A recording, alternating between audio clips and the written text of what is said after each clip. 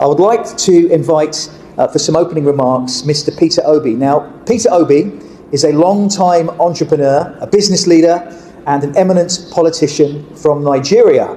Mr. Obi's sense of enterprise fostered his involvement in local and national Nigerian politics, including his role as Governor of Anambra. So please help me in welcoming him to the stage. Peter Obi.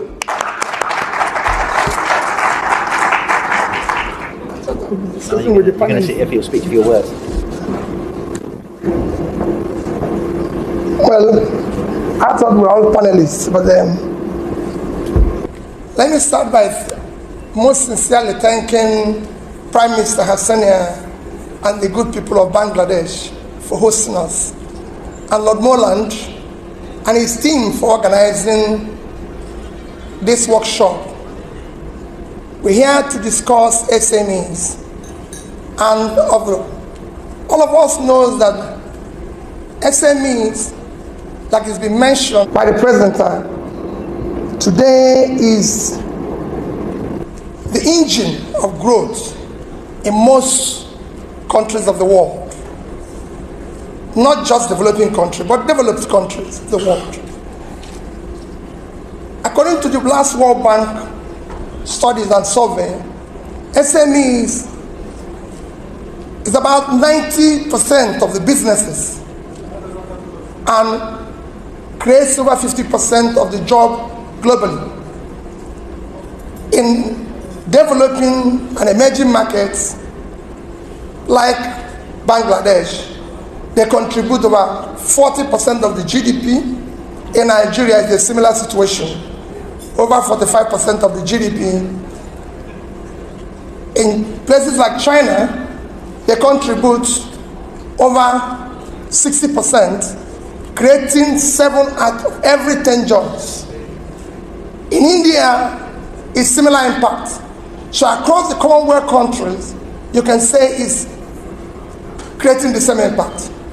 Commonwealth country, as you know today, is the 56th nation of the Commonwealth, is about 2.5 billion in population, a third of the world, with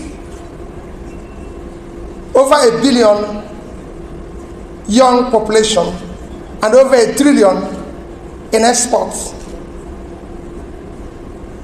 However, the Commonwealth, if you look at the wealth of the Commonwealth, is about over 150 trillion, which you can say is about 10 times the size of the GDP of the Commonwealth, because the last time I looked at the Commonwealth GDP, total GDP is about 14.5 trillion.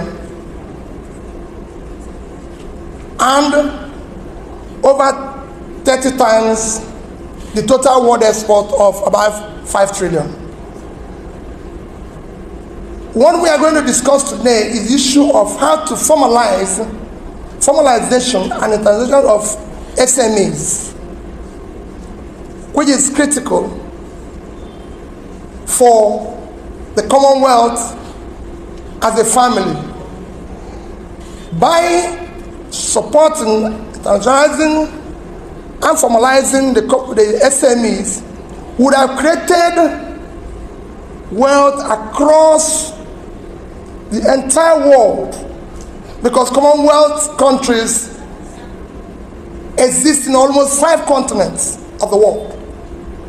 So by formalizing and internationalizing SMEs, you actually come across the entire world by ensuring the growth of this engine of development. But there's a problem within the SMEs, which I'm sure the panelists will be giving attention to.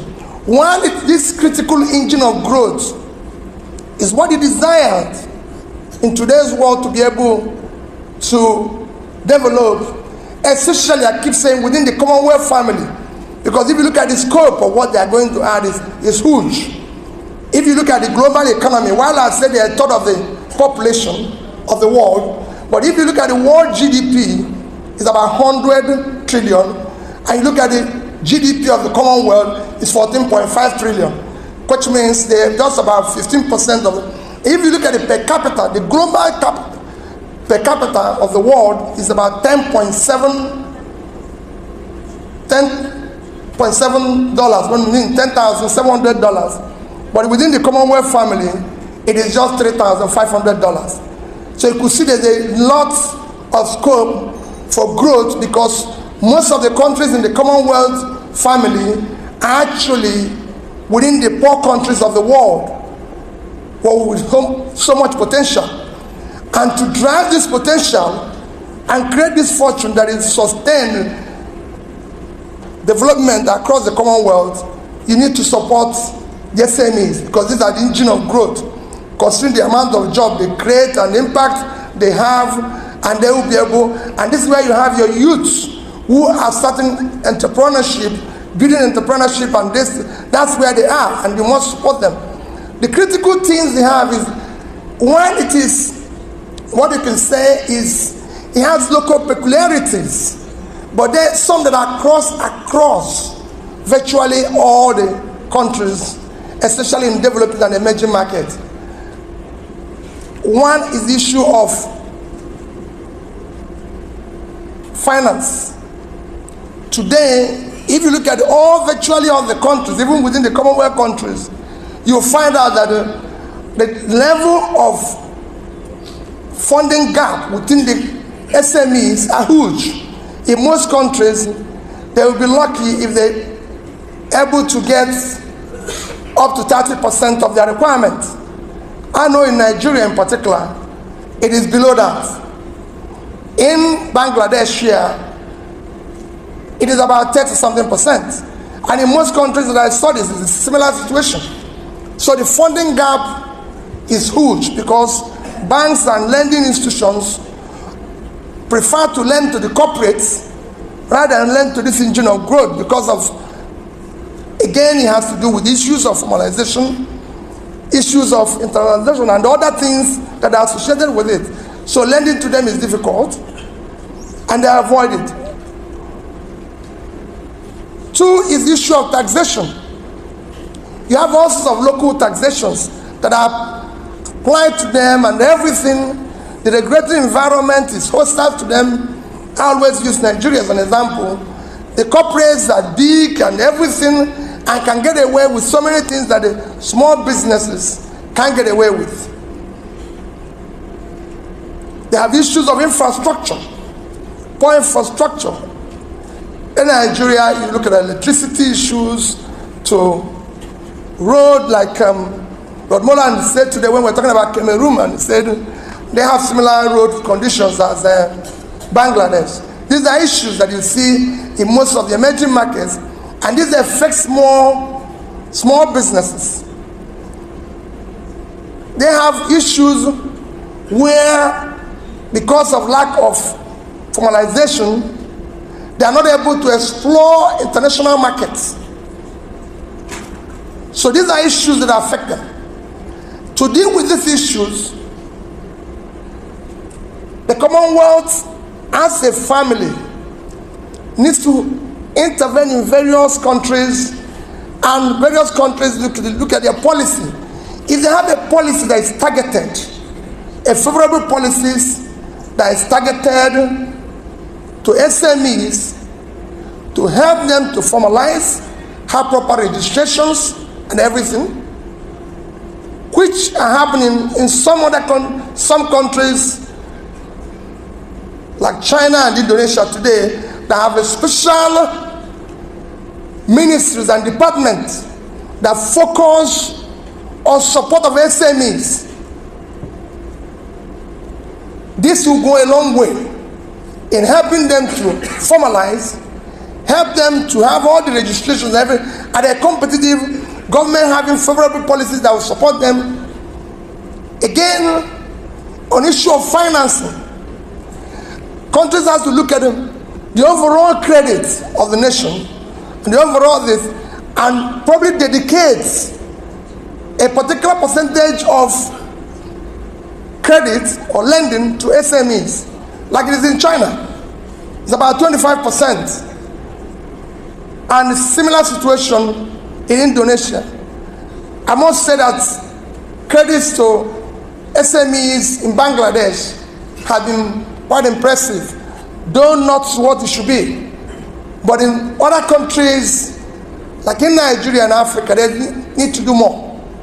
There needs to be a dedicated percentage of the overall country credit lending that should go to SMEs, being that this is the engine in which those countries can grow and be able to build sustainable development and improve their economy.